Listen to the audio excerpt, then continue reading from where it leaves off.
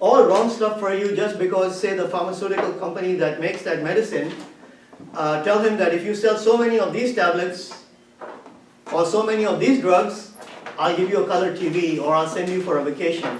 And that's how a lot of the doctors are behaving nowadays. They're becoming selfish and not looking after the patient, but they're doing it for themselves.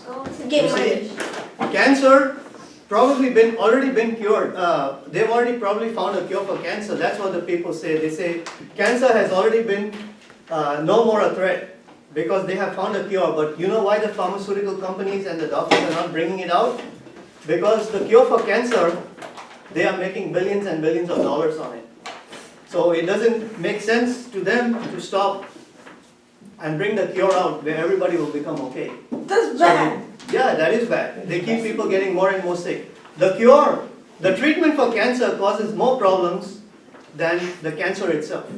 When you're sick with cancer, it's not the cancer that makes you bald, it's the chemotherapy that they put into your body that makes your hair fall out, starts making your nails fall out.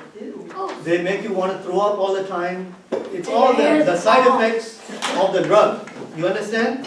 So people are selfish. What happens if people are not selfish and we live the way God wants us to live? You know how great life would be? We wouldn't have to lock our doors. We wouldn't, right? Because nobody would steal from us. Yeah? We wouldn't have to be worried anymore about somebody wanting to hurt us because everybody would be doing stuff for the good of other people. We wouldn't need to buy insurance of any kind. Look at all the money we would save. House insurance, car insurance. We are insuring everything because we are so afraid. We'd be saving all that money.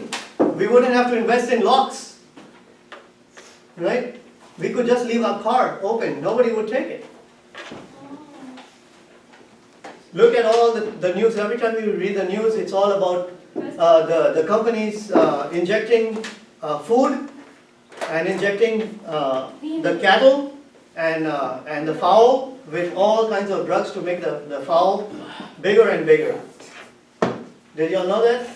Yeah. No. No? Yeah.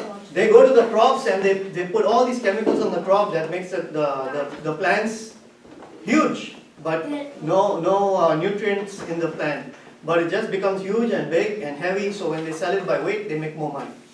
Or they take the bird, which is like a fowl or a chicken, and they inject it with hormones, so the chicken becomes that big. But all the hormones that they're putting into the chicken is not good for us because we are what we eat. We eat. Whatever we eat, that's what we become, right? Mm-hmm. Right? And we talked about this before. This is the reason why we go to Eucharist. Right? What is Eucharist?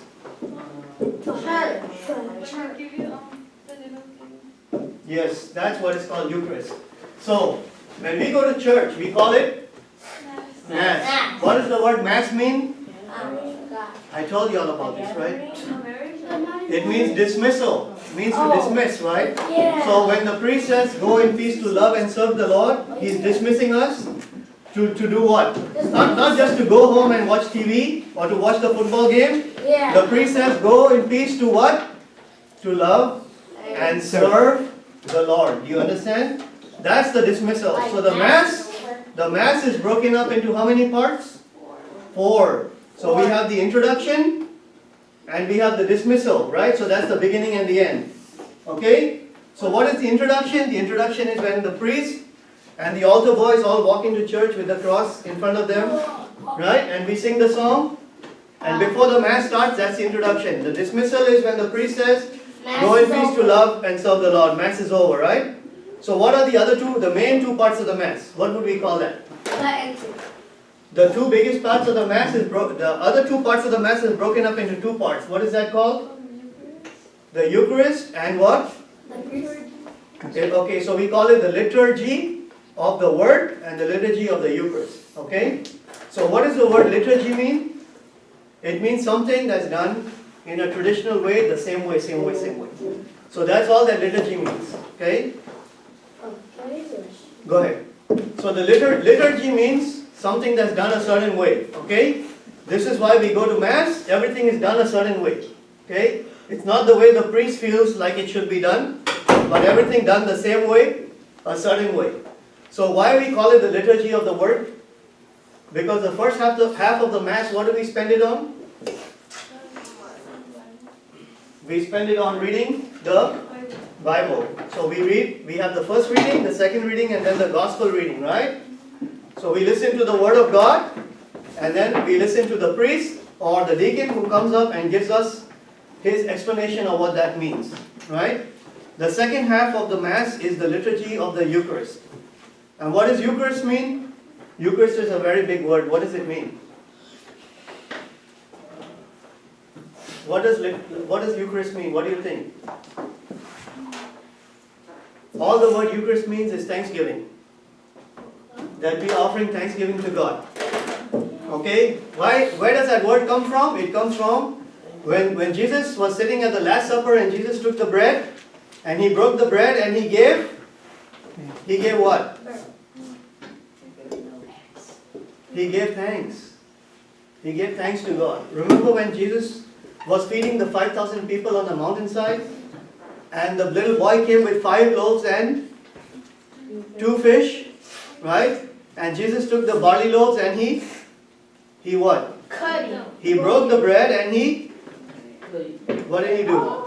And he gave thanks. So they use the same word Eucharist over there. That's where we get the word Eucharist from. Okay? So any of y'all thought that when we talk about Jesus being, where is Jesus right now? Heaven. He's in heaven. What is he doing in heaven? Take working. He's what? Working. He's sitting at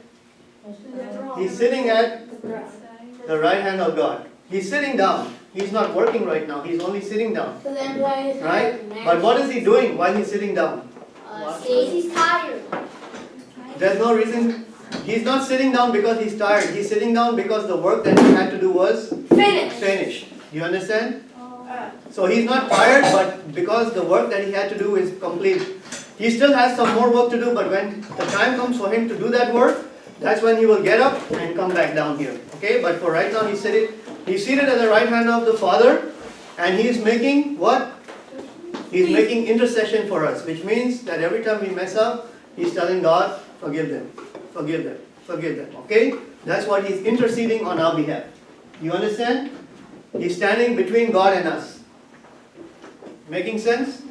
But yet we say that Jesus is in all of us. So how can Jesus be there and Jesus be here? How can it be possible? How can Jesus be in heaven and Jesus be in us and with us? Well, we can see everything. You know when Jesus saw all the crowds on the mountain and they were all hungry and they had been following him and there was no McDonald's or no Burger King that the people could go and buy food from. So who was the only one there with food? No. Who was the only one there? What does the Bible tell us? It was a little boy. And what did he have? He had 5 barley loaves and 2 fish, right? So 5 barley loaves is the number of what? 5 is the number of grace. Right? We talked about grace and mercy, right? So grace means the goodness of God. And 2 fish, 2 always stands for witnesses. Because when you go to court, you need 2 witnesses to condemn you. Not 1 witness, you need 2. Okay, so 5 is the number of the goodness of grace and you need 2 witnesses. And so he had 5 barley loaves. And Jesus calls himself the bread of life. So the bread is the barley loaves. Right? Now, when the mother made the barley in the morning, do you think she made it from different pieces of flour and stuff, or was it all one?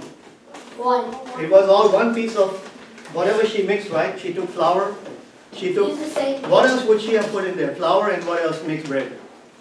Oil and water. So flour, oil and water, right? But what is one of the things we don't put in there? Milk. Yeast. What is yeast? Yeast. What does yeast make? Yeast makes the bread Fat. right? But it also makes the bread smell, and because it's bad. It's actually, what is the yeast? Is yeast a good or something bad? Bad. Yeast is something bad. In the Bible, yeast always represents what? Sin. It represents sin. Remember that. So yeast always represents sin. In the Old Testament, when God told the Israelites to make bread, He told them to make bread that had no yeast in it, because it represented Jesus when He came down from heaven. That means there's no sin in Him. Do you understand? There's no sin in Him. That's why we call Him unleavened bread. So there's no leaven, no sin in Him, right? But when Jesus came down to earth, He came down as a man to take the sins of the world into Himself. So He's taking all of the leaven, all of the sin, all of the leaven, and He's putting it into Himself, right? So when you put leaven into bread, the bread starts puffing up more and more. So how do you stop the leaven from puffing up the bread more? Don't put any more yeast. Don't put any more yeast, but you've already added the yeast, so the yeast will keep working on the flour. So how do you stop it?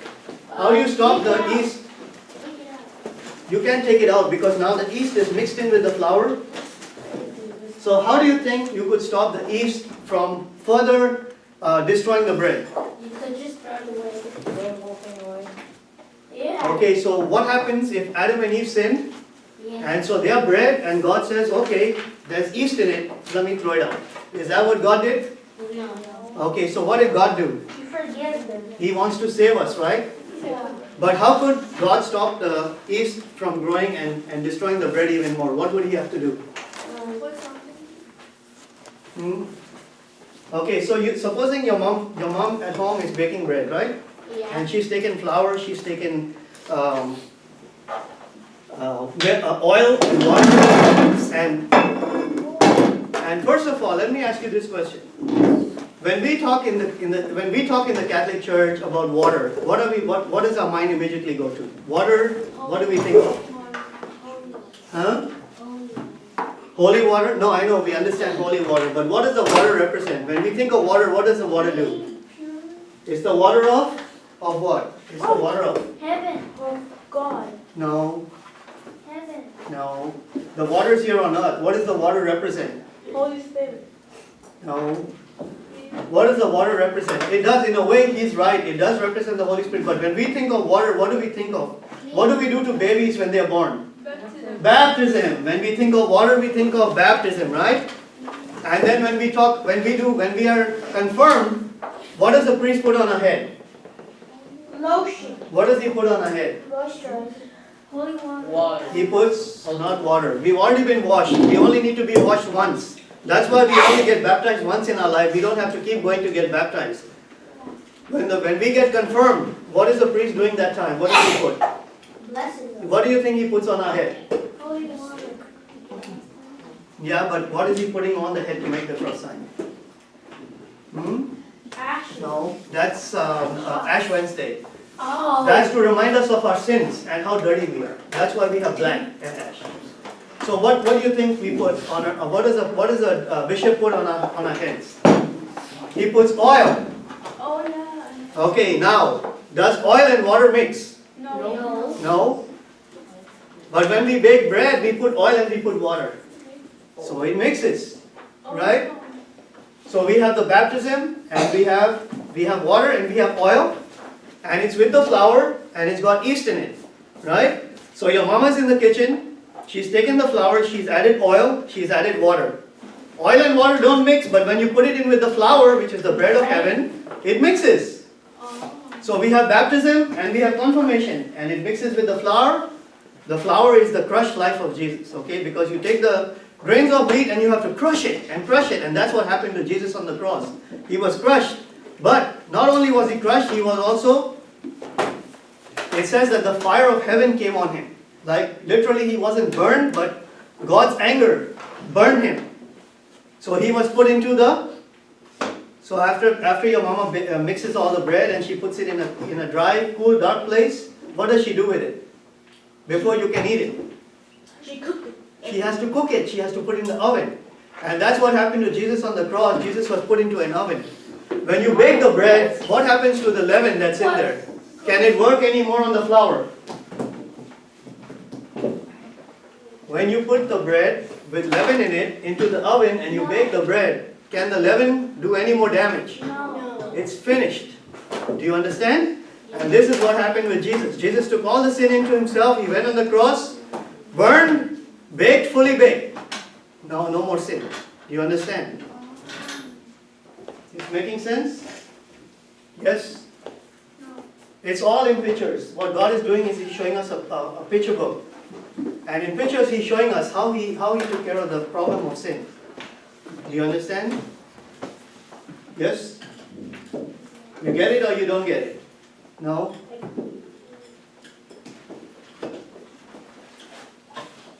Okay, there's something bad in everybody. Okay, that's sin. Alright? Sin is represented by yeast. When we put yeast into the bread starts going bad. When the bread goes bad, the bread starts getting bigger and bigger because it gets full of air. So the only way we can stop that from happening, we have to put that bread into the oven and bake it. Once you bake it, the bad thing that was causing the thing to get bigger and bigger, it's finished. You understand now? Yes? Everybody? Are we on the same page?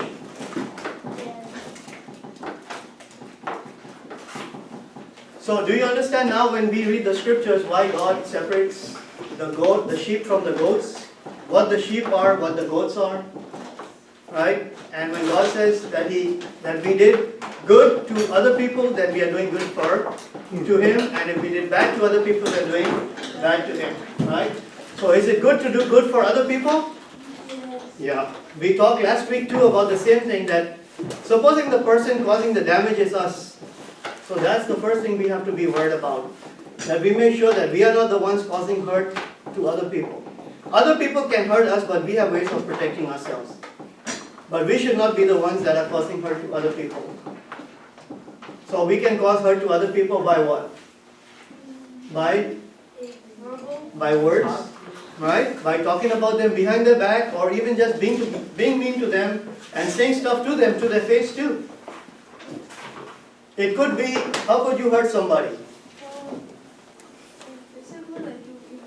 Yeah, you could physically hurt them by punching them.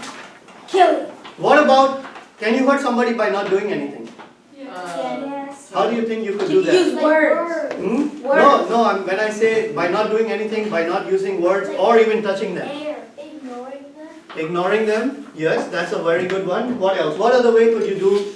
Could you hurt somebody by not doing anything? Exactly. You could see somebody getting hurt by somebody else and you stand by and do nothing. So you become part of the problem. Do you understand? Yes or no? Yes. You still don't understand? I get it. You get it? Yeah. I do. Okay. So we talked about having safe people in our lives. We talked about people who are supposed to be the ones who are supposed to be protecting us, but we could also be getting hurt by the very people who are trying to protect us. Right? What happens if there's somebody who's trying to hurt us, who is supposed to be our protector? How do we protect ourselves against the protector? How do we do that?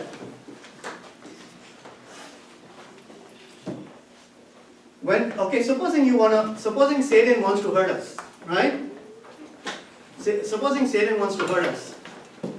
Let's look at it this way.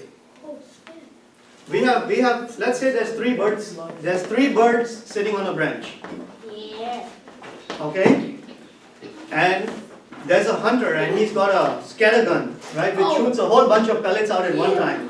And he's hiding in the bushes and he sees the three birds sitting on the branch and he shoots the gun.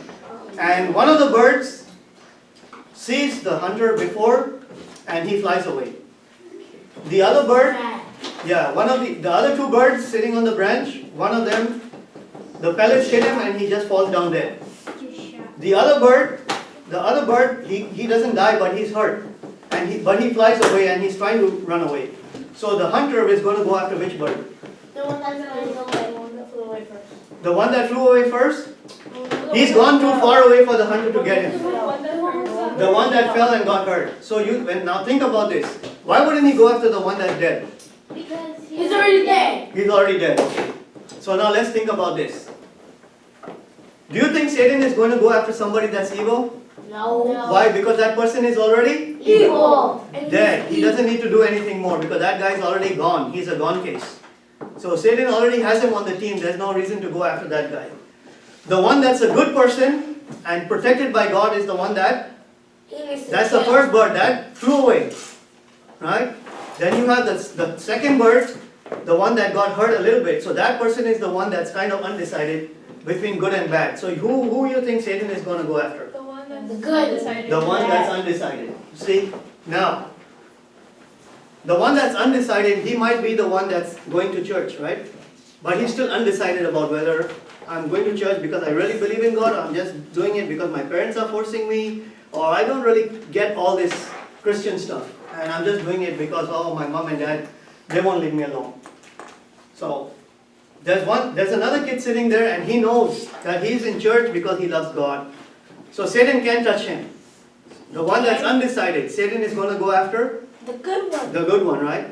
So if Satan wants to get a good, kind of an undecided person or somebody that's decently halfway good, do you think Satan is going to go to bad places like, say, the bars or the nightclubs to find people like that? No. Where would Satan want to come to find?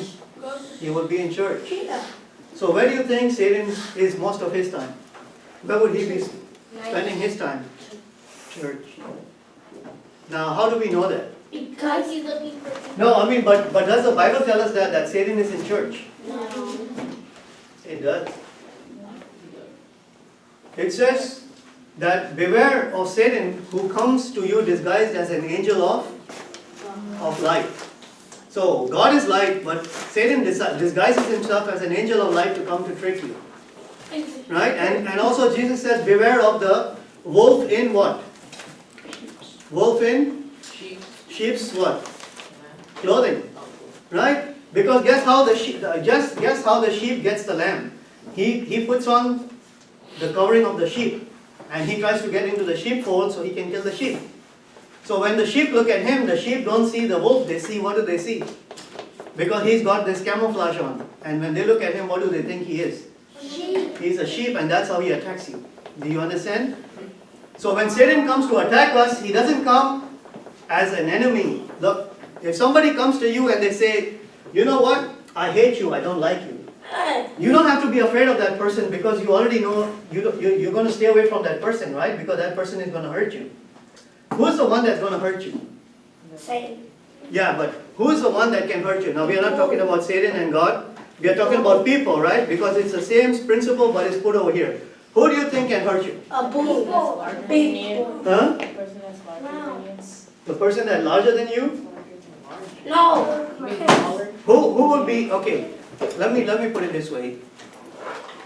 Supposing I'm driving down the road and I'm driving in my car and say by mistake I just overtake somebody and then that person comes up right beside me and they show me some bad finger signs and start cussing me out. Do you think that it would hurt me? No. No. What would hurt me? It's offensive. If they like build their car. No, not that person now. Who would be able to hurt me like? People. Which people could hurt me? People that are close to me. People that are my friends. When they do something to me, that would hurt me because I know them and I care about them, and when they do something wrong to me, that hurts me. Right? Look, who hurt Jesus? Was it his enemies or was it his friend? So who was the one who betrayed Jesus? Oh, I know. Lucifer. No, Lucifer didn't betray Jesus. Which followers? It was all his followers? Not all. Who was the one who betrayed Jesus? Who was it?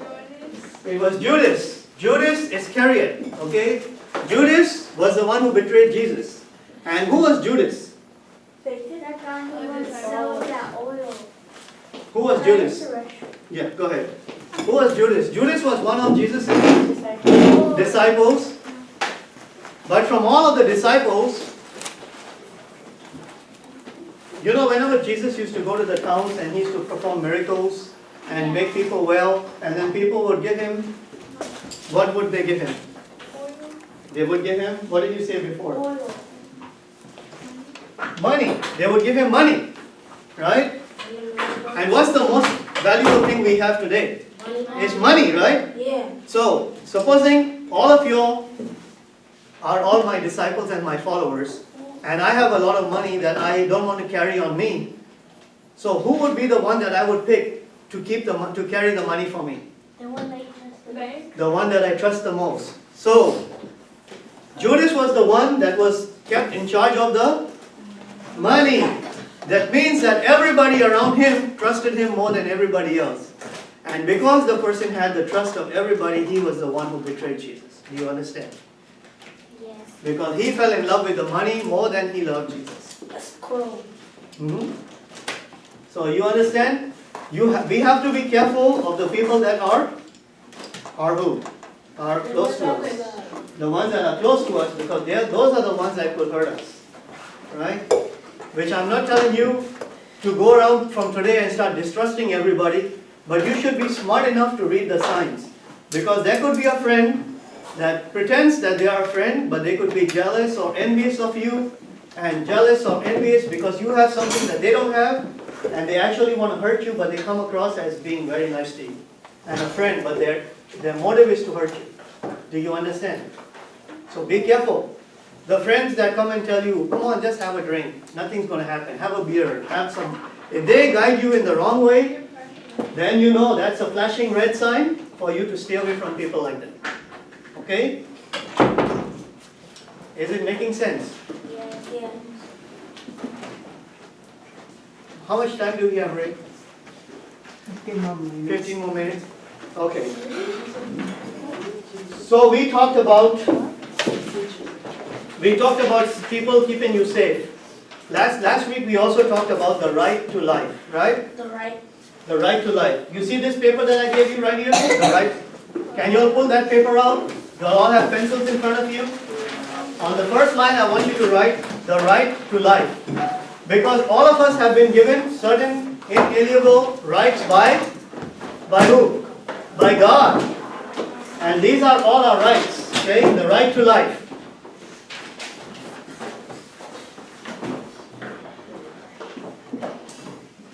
Leave one line and write below that. We have the right to care for our bodies.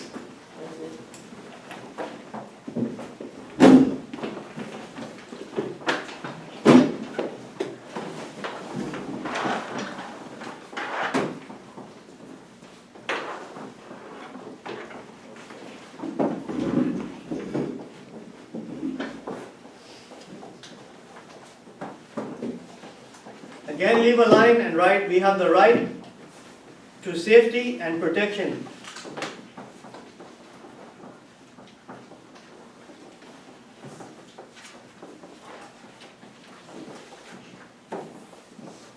Again, leave another line and write, we have the right to essential needs. What are essential needs?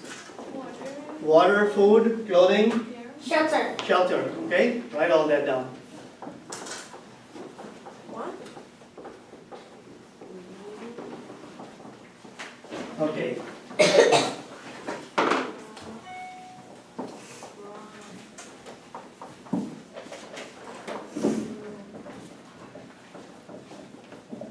We have the right to. What?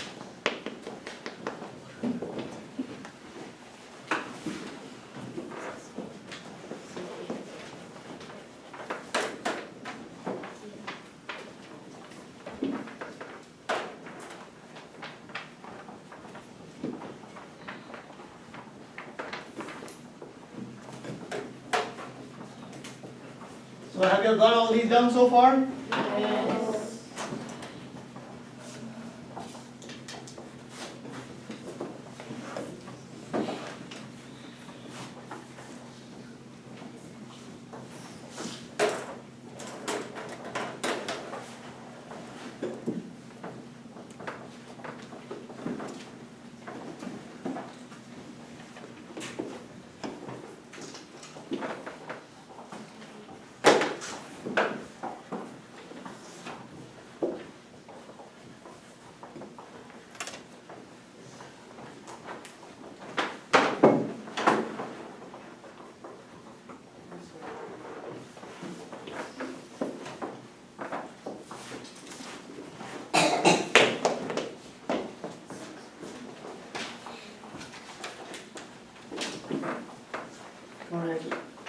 me know when everybody's done.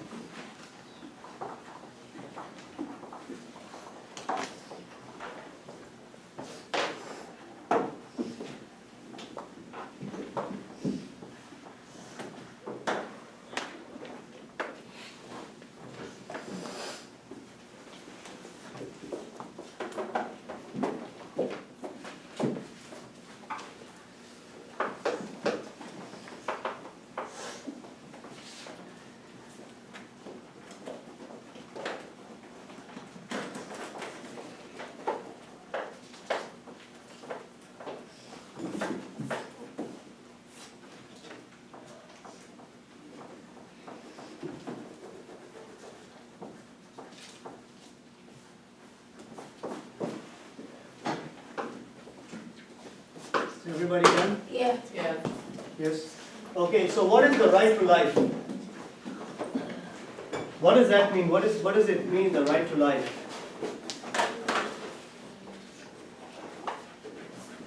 That we shouldn't kill somebody else and somebody else cannot take our life. Okay, that's what it means, the right to life. We have the right to live. Why? Because we were created in the image of God. And so when we are killing another human being, we are actually killing God. And when somebody else is killing us, that they are in a way killing God too. Right? You understand? Okay. So when God says that if you spill blood, if you shed blood, then blood will be required of you. Okay? So we kill somebody else, we have to pay the price. Blood will be required from us. What is the care of our bodies? Or care for our bodies? Why is that alright? How can we hurt ourselves? How do we hurt our bodies? Tobacco. Tobacco, Smoking. smoking. Same thing. Drugs. That's the same. You said Ebola? Okay. Taking drugs. Taking drugs, steroids, Corona beer. So you see, when you look at our body, right? You know when you look at in the Jewish temple, they used to have a 7-lamp candlestick, and there were three branches on this side and 3 branches on this side, right? And each of those branches, there used to be oil in them, and the priest would come every morning and he would trim the wick, and he would fill up the oil, and then he would light the lamp, and the lamp would